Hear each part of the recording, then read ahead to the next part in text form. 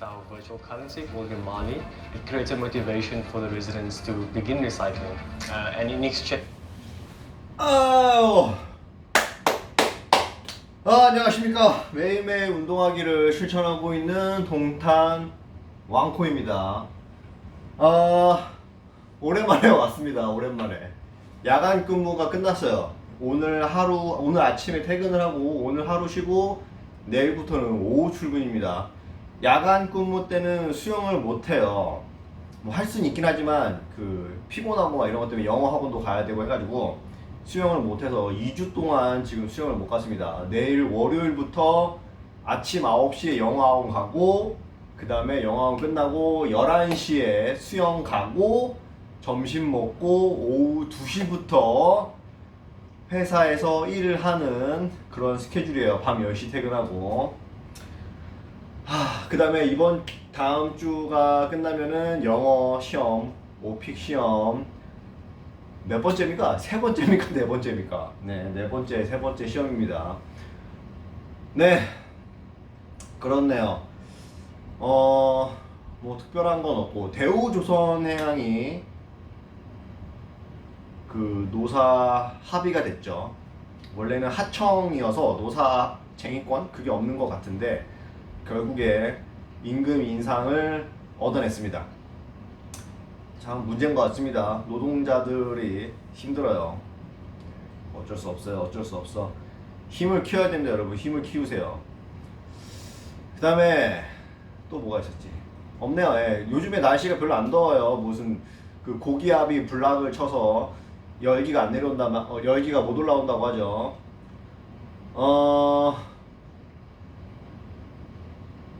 운동을 하겠습니다. 영상 찍기 전에 30분 동안 그걸 했어요. 스트레칭을 했습니다, 여러분. 왜냐? 영상 찍는 내내 팔굽혀펴기랑 그동안 약간 좀 운동이 부족해가지고 오늘은 쉬는 날이니까는 낮밤을 바꿔야 되기 때문에 좀 빡시게 운동을 해보는 그런 식으로 가볼게요. 네, 운동하겠습니다. 역시 운동할 땐 CNN이죠. Banking in Africa. Think Zenith. In today's fast-moving, fast-changing world, you need a financial partner that understands your unique expectations. A bank with presence in major financial centers across the world, with the enabling platform to facilitate seamlessly, whenever, wherever, however. A bank with best-in-class financial solutions from a superb combination of technology and human touch for easy, fast, and secure banking that creates real value. Turning dreams into reality is now in your hands. People, technology, service. Zenith Bank, in your best interest. Tonight, record heat and wildfires affecting millions around the globe. What's being done to cope? As Athens, Greece battles another sweltering summer, Fareed talks with the city's chief heat officer, Fareed Zakaria GPS. Tonight.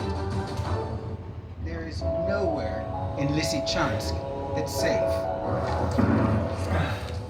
Let me show you what this heat looks like. It's absolutely obliterated. The force of that blast blowing out windows. President Putin has been sending this message. He can hit this country anywhere, anytime. Farmers are still working, even with the threat of Russian artillery that can land. Ukraine's message, please send more weapons. Tech for space. There's a space environmentalist living inside of everybody. Tech for clean air. Because what we're talking about here isn't Tech for quiet. We are using some AI technologies to mitigate intrusive noise.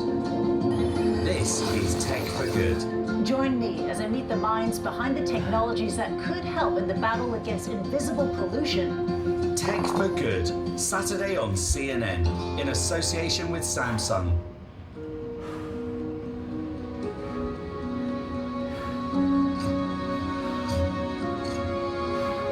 It's got all the nutrients, so then the plants are stronger.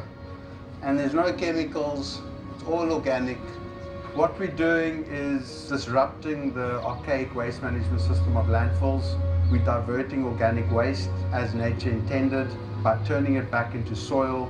I think that this biocycle is pivotal for climate change and climate health and restoring the balance that we need to create. When one thinks of recycling, organic waste does not naturally spring to mind. But Emile Fourie and his company Y Waste are here to show us otherwise. Back in the day, someone thought it was a good idea to throw all of our valuable resources into a hole. Landfilling diversion started with people realizing that heavy metals were, obviously you could melt them, they could be remade into the raw material and you could obviously then reuse it. We then saw that happening with glass and paper and the fiber market, and then slowly into plastics. Organics was weirdly left behind. It comprises 30 to 40% of waste that is landfilled. In nature, in a forest, when a leaf falls down to the ground, it regenerates itself into the soil and the circular life continues.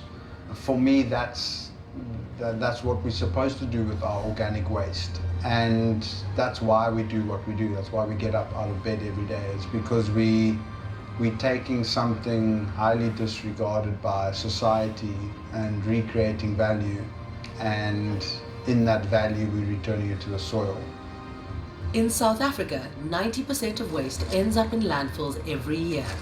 And the food waste among it creates gases that contribute to climate change, such as methane and carbon dioxide.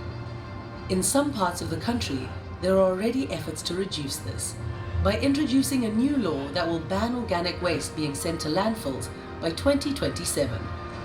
And Y Waste is already streets ahead. So you're at our compost plant.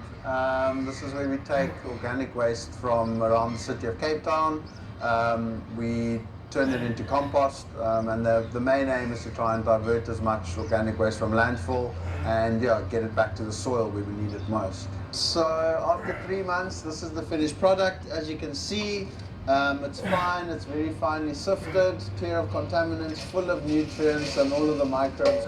The Y Waste journey began in 2010 as a small company manufacturing worm farms. Since then, they have made significant strides. On average, we're diverting between 8 and 15 tons of waste from landfill. Our compost plant has the capability of producing around 270 cubes of compost per month. The carbon that we're saving, it's around 200 tons per year off those equations. And then the jobs, we employ 25 people at the moment. We're looking to increase that to employing 42 people. So before this waste was landfilled, this type of job creation opportunity didn't exist. In the past 12 years, they've gone from being one of the first on the scene to paving the way for the future of what this industry could look like. A lot of what you see in the industry today was created from first-hand experiences. We've moved tens of thousands of tons from landfill over these years, and we're looking now to obviously scale that to a point where we could move to 40 or 50 tons per day. And a key part of their success has involved partnering with big business, like one of South Africa's most famous coffee chains, Bootlegger Coffee Company.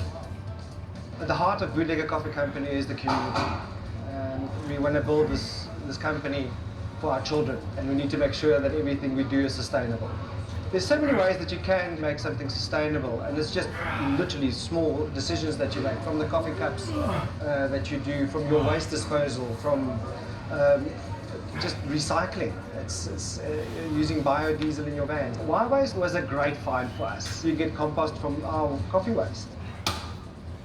The way the partnership works is that we collect the organic waste, we produce the compost, we bag it, and people can now buy it online. For the same price you would go to a nursery, we'll deliver it to your door. For Emile, this is just the start. The aim is that we can provide farmers with organic inputs for agriculture. It's an amazing opportunity for us to become a global player because it's still a very young market.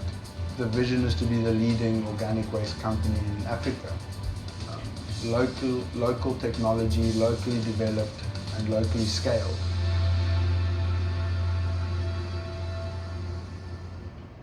Thinking of banking in Africa? Think Zenith. In today's fast-moving, fast-changing world, you need a financial partner that understands your unique expectations. A bank with presence in major financial centers across the world, with the enabling platform to facilitate seamlessly, whenever, wherever, however.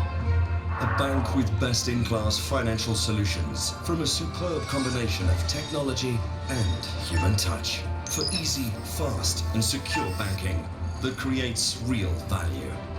Turning dreams into reality is now in your hands. People, technology, service. Zenith Bank, in your best interest.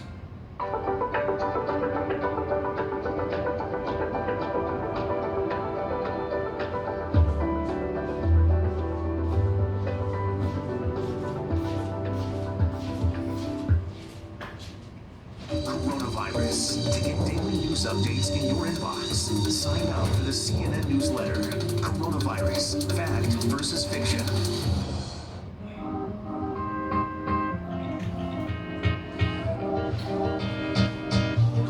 At the Clothing Bank, we understand that it's very important to focus on the social foundation as well as supporting the planet. We're able to extend the life of products that we receive from our retail partners.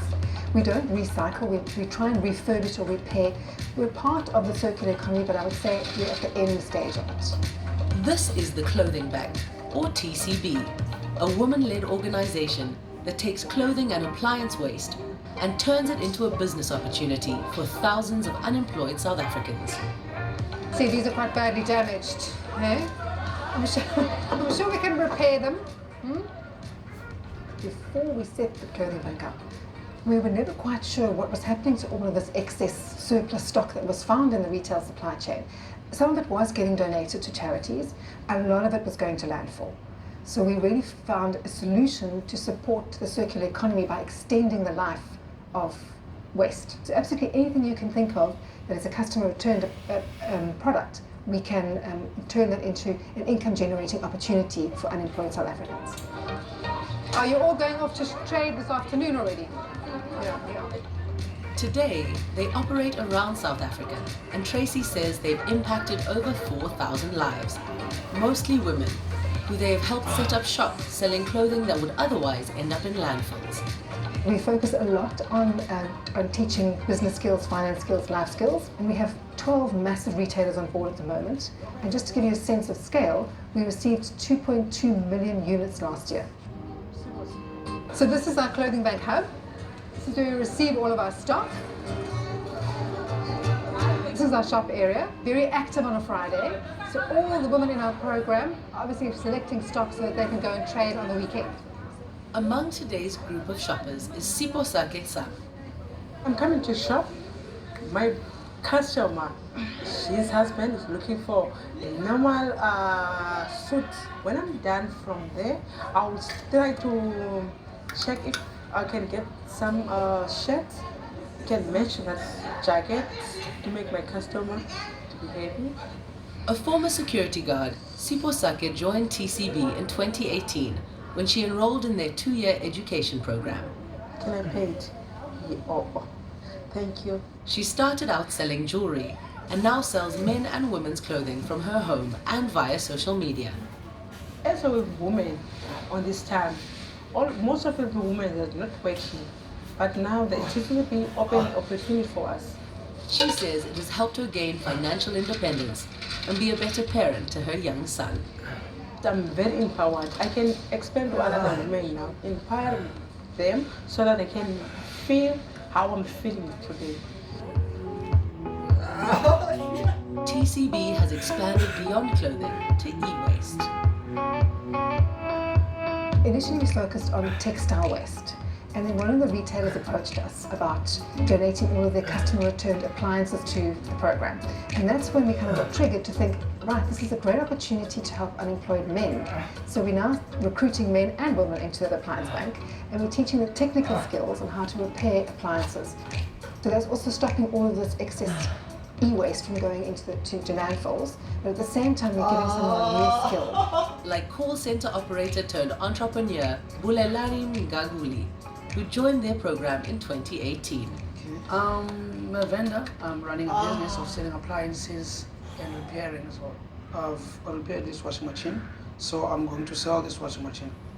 I add my items on my WhatsApp status so that everyone that has my contact will see the items I'm selling. Like this is a radio, clock radio.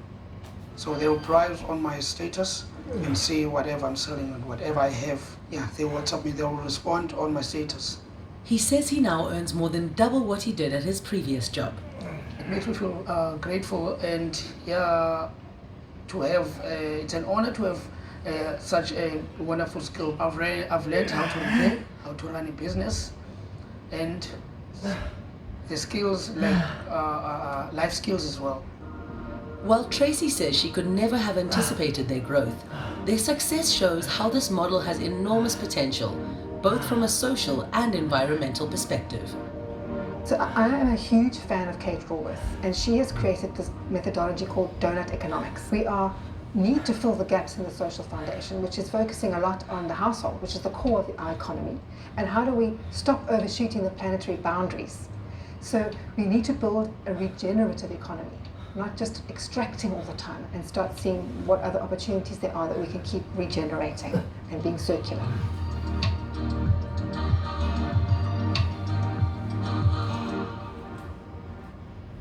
Thinking of banking in Africa? Think Zenith. In today's fast-moving, fast-changing world, you need a financial partner that understands your unique expectations. A bank with presence in major financial centers across the world, with the enabling platform to facilitate seamlessly, whenever, wherever, or however. A bank with best-in-class financial solutions from a superb combination of technology and human touch. For easy, fast, and secure banking that creates real value. Turning dreams into reality is now in your hands. People, technology, service. Zenith Bank, in your best interest.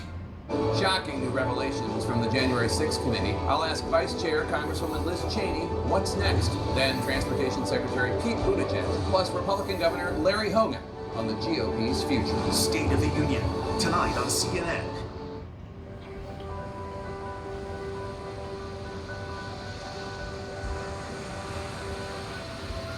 I hope that by creating my art pieces, people all over the world can experience some joy from a really devastating material. Janet Ormond is an artist on a mission to highlight plastic pollution in our oceans. I collect plastic off the beaches locally and all over the southern African beaches. And I use it to create art pieces in my studio at home. We're down at Komiki at my local beach, Long Beach, and I'm often down here picking up plastic, all sorts of trash, a lot of stuff that I can't use, but mostly microplastics is what I'm looking for, and things that I can manipulate later in my studio. I find a lot of plastic that is washed down the rivers onto the beach, and a lot of it is very identifiable. Plastic packaging such as chips and wrappers. Big issue is lollipop sticks and earbuds. But then there's also things that are completely unidentifiable, and I often wonder what they were and how long they might have been in the ocean. So it's quite fascinating, but it's really sad to think that this toothbrush, for instance, might have been used 70 years ago by someone who isn't even on the earth anymore, but yet I've just picked it up. Every morning she hits the beach to collect her materials. And almost everything she finds, she gives a second life. I use all sorts of plastic, from microplastics to trash like plastic bags, a lot of fishing nets and ropes. I use many things as inspiration, not only the ocean, but also nature and the scenery around where I live. I spend a lot of time in the mountains and on the beach. So there's a real connection between the ocean and nature. And so I make things that inspire me. So be it a surfer that I've seen on the beach, perhaps my child, or in the mountains, the beautiful proteas and fynbos surrounding the areas I'm in. This is a piece that I did to highlight the awareness around turtles specifically. I called it the microplastic bubble because, as you can see, it's full of tiny little pieces of plastic that was picked up during World Turtle Day. And I used it to create this little bubble, and in it is all sorts of things you have in your everyday life. Straws, earbuds, pen lids, you name it, it's probably in here. Every piece she creates holds a bigger message, which is why Janet calls herself an artivist. An artivist is essentially an activist that uses art as a form of displaying passion about a relative problem in the world, social or environmental. I think using art as a medium to convey messages is so much more powerful than any written document or facts and figures, because it doesn't matter who you are, where you're from, how old you are, what language you speak. You can capture somebody's attention just by looking at something visually and making them think and provoking thought about the problem that you're trying to deliver to them. Her hope is that her work will inspire people to think differently about waste and how we dispose of it. A lot of people, when they look at my work, they actually don't realize what it's made with. And so it's really fascinating to see someone's reaction when they realize it is waste and it's somebody's waste. I think you can almost see them start to think about, oh well, how often do I use an earbud? And how many toothbrushes do I go through every year or 2 years? And I think it's a process of realizing that we do contribute to this, even if we never realized we did. But just by reusing something, recycling is happening without even realizing it. So for me, what I do with my work is recycle something that nobody wanted and hopefully create impact by doing so. From plastics to organic waste, these pioneers are showing that circular economies have the potential to not only safeguard the planet, but also unlock and disrupt new industries in South Africa and beyond.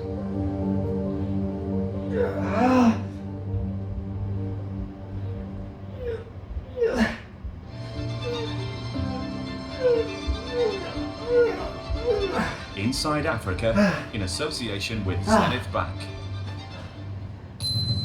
Thailand